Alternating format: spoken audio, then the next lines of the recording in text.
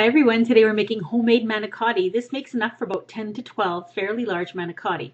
Starting off with 3 eggs, 1½ cups of water, 1½ tablespoons of oil, olive oil or vegetable oil, whatever kind you like to use, and 1/8 teaspoon of salt, and blend that together. This recipe can easily be doubled if you need to make a couple of dozen of them.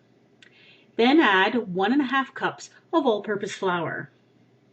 Whisk the flour in until you get a nice smooth batter that's going to be just a little bit runnier than what you'd expect pancake batter to look like.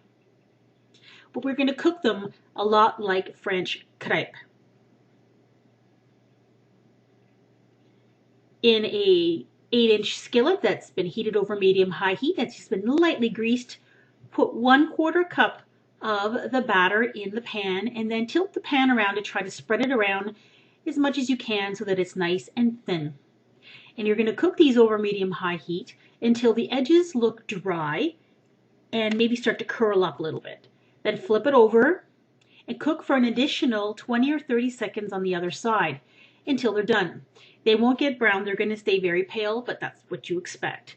Now for the filling, I'm making a ricotta spinach filling. That's 3 cups of ricotta cheese with 1/2 cup of spinach that's been defrosted because it was frozen, and then most of the water squeezed out.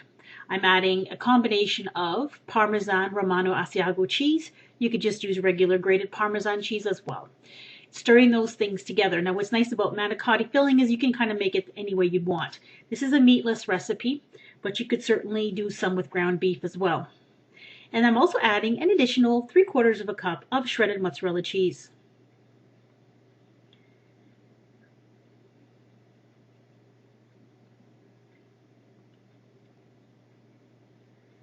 Then take one of the little crepes that you made and you're going to put on top of it about 3 tablespoons of the filling, but you can change that up if you want them less filled or more filled.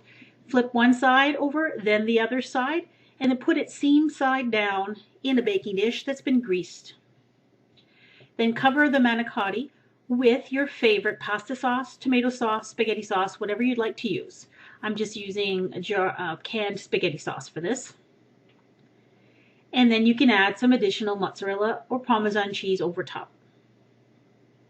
Then bake this at 350 degrees for about 25-35 minutes until it's heated through and the cheese is nice and melted and bubbly on the top. There you go, completed manicotti. These are quite large, and I found that one manicotti with a side of vegetables, I served green beans with these, and a good nice slice of crusty bread made an excellent meal. The filling is fantastic. It actually solidifies a little bit in the oven when you're baking it, so it's not really runny. And it's delicious. We enjoyed it very much. I will be making this again for sure. And it also freezes very well if you want to make a double batch and put some away for later. So why don't you give them a try?